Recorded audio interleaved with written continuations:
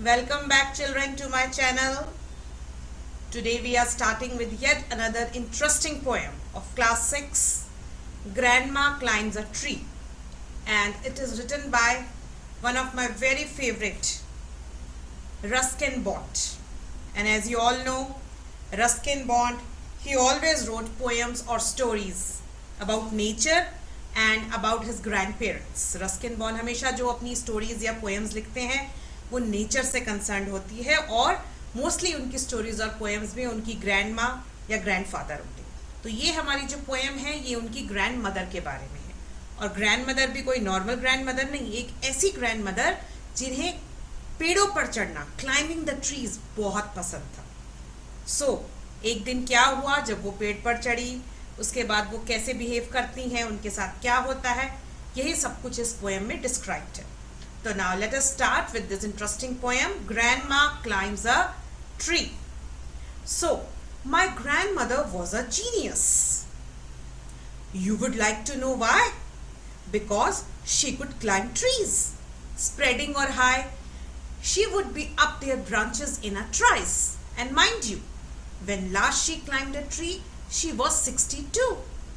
So, my grandmother, my means Ruskin Bond.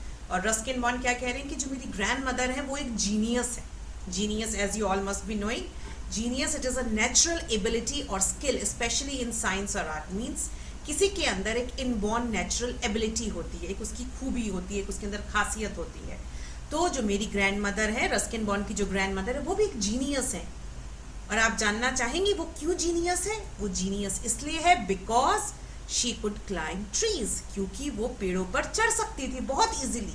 Spreading और high, spreading और high means चाहे वो पेड़ बहुत चौड़ा हो, बहुत बड़ा हो या बहुत ऊंचा हो, वो तब भी उस पेड़ के ऊपर उसकी जो ब्रांचेस होती हैं, उसकी जो टहनियाँ होती हैं, उनके ऊपर इतनी जल्दी चढ़ जाती हैं कि किसी को पता भी नहीं चलता। इन अ ट्राइस मीन्स वेरी क्विकली। वो कोई भी पेड़ हो, चाहे वो बहुत घना पेड़ हो, चाहे वो बहुत ऊंचा पेड़ हो, वो हर पेड़ पर बहुत जल्दी चढ़ जाती हैं। And mind you, when she last climbed a tree, she was 62. और वो ये क्या बोल रहे हैं कि जब आखिरी बार उन्होंने किसी पेड़ पर चढ़ाई थी वो, तब वो 62 years की थी। तो can you imagine, she was an Oldi of 62 years जब वो लास्ट टाइम पेड़ पर चढ़ी थी। Ever since childhood she had had this gift for being happier in a tree than in a lift, and though as years went by, she would be told that climbing trees should stop when one grew old, and that growing old should be gone about gracefully. She would laugh and say, well, I'll grow old disgracefully. I can do it better. So, ever since childhood, मतलब जब से वो छोटी थी, जब वो एक child थी ग्रैंड मदर, वो तब से उन्हें ये स्पेशल गिफ्ट था, उन्हें ये स्पेशल इनबॉर्न एबिलिटी थी कि वो एक पेड़ पर जब चढ़ती थी वो बहुत खुश होती थी। अगर उन्हें बोला जाए कि आप लिफ्ट में जाइए कहीं पर, तो वो थोड़ी इतनी खुश नहीं होती थी। लेकिन अगर उन्हें बोला जाए कि आप पेड़ पर चढ़िए, तो बहुत खुश फील करती थी, बहुत हैप्पी फील करती थी। और जैसे जैसे साल बढ़ते गए, उनकी एज बढ़ती गई, तो सब उन्हें क्या बोलने लगे कि climbing trees should be stopped, कि जब आप बड़े हो जाते हैं, जब आप एज में बढ़ जाते हैं, जब आप ओल्ड हो जाते हैं, तो आपको पेड़ों पे चढ़ना बंद कर देना चाहिए। And growing old should be gone about gracefully, तो कि अब आप ओल्ड हो रही हैं, अब आप बच्ची थोड़ी हैं, तो ग्रेसफुली एज कीजिए, आप ग्रेसफुली बूढ़ी होइए, तो अब आप पेड़ों पे चढ़ना बंद कर दीजिए। तो ऐसा सब लोग उन्हें बोलते थे। मीन्स कि अब आप ओल्ड हो गई हैं तो अब आप पेड़ों पे मत चढ़िए। लेकिन वो क्या करती थी, वो हंसती थी और वो क्या कहती थी कि कोई बात नहीं, चलो मैं ओल्ड डिसग्रेसफुली हो जाऊंगी, बहुत ग्रेसफुली, बहुत अच्छे तरीके से मैं ओल्ड नहीं होंगी। आप लोग मुझे ऐसा सोचिए कि मैं अभी बच्ची हूँ तो कोई बात नहीं, लेकिन मुझे तो पेड़ों पर ही चढ़ना है। I can do it better. मुझे कोई दिक्कत नहीं है कि आप लोग मुझे कुछ भी कहिए, लेकिन मैं पेड़ों पे चढ़ना बंद नहीं करूँ। And we had to agree, तो सबको मानना पड़ा उनकी बात। For in all the garden there wasn't a tree she hadn't been up at one time or another, having learned to climb from a loving brother when she was 6. But it was feared by all that one day she would have a terrible fall. तो अब सबको मानना पड़ा उनकी बात कि चाहे मैं ओल्ड भी हो जाऊं, मैं तो पेड़ पर चढ़ूंगी। और उनके पूरे गार्डन में कोई भी एक ऐसा ट्री नहीं था, कोई भी एक ऐसा पेड़ नहीं था जहां पर वो ऊपर नहीं गई हो। चाहे एक बार गई हो, चाहे बहुत बार गई हो, लेकिन एक बार तो वो हर पेड़ पर ऊपर जा चुकी थी। And I think you can see in the picture. और उन्होंने कहाँ से सीखा था पेड़ पर चढ़ना? जब वो 6 इयर्स की थी तब उनका एक ब्रदर था जो उनसे बहुत प्यार करता था, उन्होंने उसको पेड़ पे चढ़ना सिखाया था। लेकिन अब सब लोगों का क्या डर था? फियर मीन्स डर, कि एक दिन ऐसा ना हो कि वो कहीं पेड़ से गिर जाए। Terrible means bad. सबको ये डर लगता था कि क्योंकि अब वो ओल्ड हो गई हैं तो गलती से अगर वो पेड़ से नीचे गिर गई तो मे बी उनको बहुत ज़्यादा कुछ चोट लग सकती है, बहुत बुरा एक्सीडेंट हो सकता है। The outcome was different. While we were in a town, she climbed a tree and couldn't come down. लेकिन उन्होंने सबने क्या सोचा था कि मे बी वो नीचे गिरेंगी, कुछ एक्सीडेंट हो जाएगा, उनको चोट लग जाएगी। लेकिन एक्चुअली में आउटकम मतलब लेकिन उन्होंने जैसा सोचा था उसके बजाय नतीजा क्या निकला? एक्चुअली में क्या हुआ कि जब सब ये लोग, घर के बाकी लोग शहर गए हुए थे या दूसरी जगह गए हुए थे, टाउन गए हुए थे अपने, तो जब वो पेड़ पर चढ़ी तो वो नीचे नहीं आ पाई। She couldn't come down. You can see she's sitting on a tree branch और वो नीचे नहीं उतर पा रही हैं। After the rescue, rescue मतलब बचाना, जब लोगों ने उन्हें बचाया, नीचे उतारा, तो क्या हुआ? The doctor took Granny's temperature and said, I strongly recommend a quiet week in bed. तो डॉक्टर ने उनका टेम्परेचर लिया और उनको क्या बोला कि मैं स्ट्रांगली रिकमेंड करता हूँ। रिकमेंड मतलब मैं सजेस्ट करता हूँ आपको, मैं एडवाइस देता हूँ। डॉक्टर आपको एडवाइस देते हैं ना जब आप बीमार होते हैं, तो डॉक्टर यहाँ पर डॉक्टर ने बोला उन्हें कि मैं आपको एडवाइस करता हूँ, बहुत स्ट्रांगली एडवाइस करता हूँ कि आपको अब पूरा दिन अपने बेड में आराम करना है क्वाइटली, एक वीक के लिए। वीक मीन 7 डेज के लिए आपको बेड में आराम से बिल्कुल रहना है, कहीं पेड़ पर नहीं चढ़ना है, कहीं बाहर नहीं जाना है, आप यहीं रहेंगे। We sighed with relief and tucked her up well. Sighed with relief मतलब सबने चैन की सांस ली कि थैंक गॉड अब वो बेड पर लेटेंगी, और उन्होंने उनको बेड पर अच्छी तरह से लिटा दिया। tucked her well मीन्स उनको some blankets वगैरह देकर उनको अच्छे से लिटा दिया। Poor granny. Poor granny means बेचारी granny. Granny means grandmother. अब क्योंकि grandmother को तो पेड़ों पे चढ़ने का शौक था, अब उनके लिए क्या हुआ? For her, it was like a brief season in hell, confined to her bedroom while every breeze whispered of summer and dancing leaves. But she held her peace till she felt stronger, then sat up and said, I'll lie here no longer. तो poor granny, अब granny के लिए तो बहुत बुरा time था।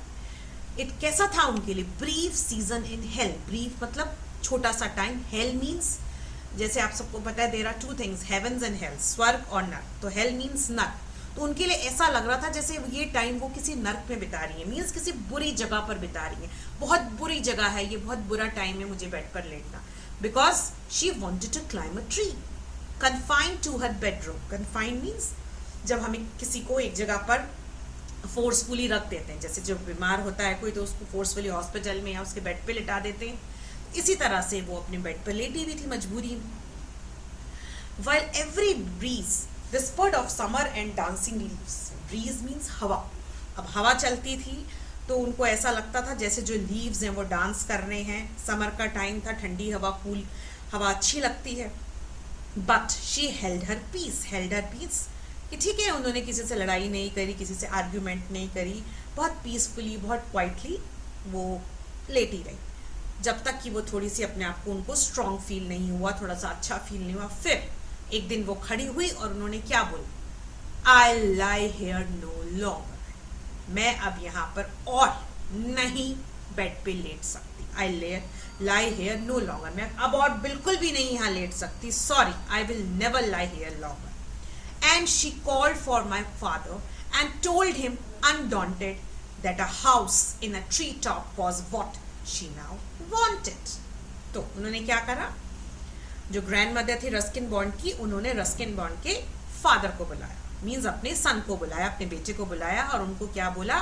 Told him undaunted. Undaunted means undaunted means कि जब आप डिटर्मिन्ड होते हो, बड़े एंथुजियास्टिक होते हो, बड़े एनर्जेटिक होते हो, आपके पास बहुत प्रॉब्लम्स हैं। उनकी क्या प्रॉब्लम थी कि वो बूढ़ी हो गई थी, बीमार हो गई थी, लेकिन स्टिल बहुत एनर्जी के साथ एंथुजियास्टिकली उन्होंने बोला फादर को बुलाकर रस्किन बॉन्ड के कि मुझे एक घर चाहिए जो ट्री के ऊपर बना हुआ हो, अ house in a tree top. Can you see the house in a tree top? This is a tree, और ट्री के ऊपर एक घर बना हुआ है। मुझे तो पेड़ पर ही रहना है, इसलिए मुझे एक ऐसा घर चाहिए जो पेड़ पर बना हुआ हो। My dad knew his duties. He said, that's all right, you will have what you want dear, I will start work tonight. अब जो उसके डैड थे रस्किन बॉन्ड के, उन्हें पता था कि उनकी ड्यूटीज क्या है। ड्यूटीज मीन्स क्योंकि वो उनकी मदर थी, तो उन्हें पता था कि जो मेरी मदर ने मुझे बोला है, जो मेरी मदर चाहती है, मुझे उन्हें देना चाहिए, क्योंकि ये मेरी एक ड्यूटी है, ये मेरा एक फर्ज है, क्योंकि मैं उनका बेटा हूँ। तो उन्होंने बोला ठीक है, इट्स ओके, आपने जो चाहा है मैं आपको वो दूंगा, और मैं आज रात से ही काम स्टार्ट कर देता हूँ। With my expert assistance he soon finish the core. Core means ये काम, जो ये काम कर रहे थे, जो ये टास्क था घर बनाना ट्री के ऊपर। तो यहाँ पर जो रस्किन बॉन्ड ऐसा कह रहे हैं कि विद माई एक्सपर्ट असिस्टेंस, मतलब वो ऐसा, रस्किन बॉन्ड यहाँ पर छोटे से बच्चे हैं, कैन यू सी, लेकिन वो फिर भी ऐसा लिख रहे हैं कि मैं भी एक एक्सपर्ट था ट्री हाउस बनाने के लिए, तो मैंने अपनी फादर की बड़ी मदद करी, और उनको ऐसा लगा कि जैसे उन्हें एक एक्सपर्ट असिस्टेंट मिला। तो यहाँ पर रस्किन बॉन्ड थोड़ी सी अपनी तारीफ कर रहे हैं और ये बोल रहे हैं कि मेरे फादर ने मेरी हेल्प के बहुत जल्दी से ये काम कर लिया, जबकि एक्चुअली तो उनके फादर ने ही सब कुछ किया था, बट एज अ बच्चा वो अपनी तारीफ कर रहे हैं। ओके, सो उन्होंने बहुत जल्दी ये काम पूरा कर लिया और उनका ट्री हाउस बन गया। Made her a tree house with Windows and door, और वो ट्री हाउस कैसा था, जिसमें विंडोज भी थी, आप देख सकते हैं, और डोर भी था। So granny moved up, and now every day I climb to her room with glasses and a tray. She sits there in a state and drinks sherry with me, upholding her right to reside in a tree.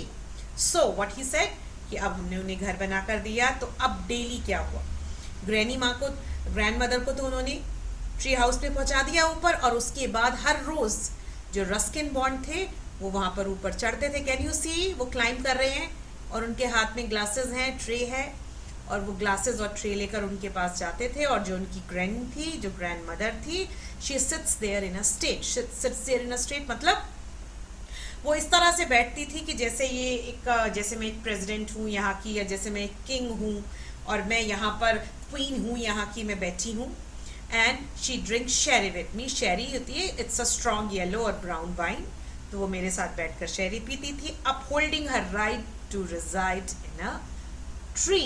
Upholding means वो पूरी दुनिया को ये clear कर रही थी कि देखो, जो मुझे जो पेड़ इतने प्यारे हैं, मैं पेड़ पे हमेशा चढ़ती थी, रहती थी, तो अब ये मेरा एक राइट है।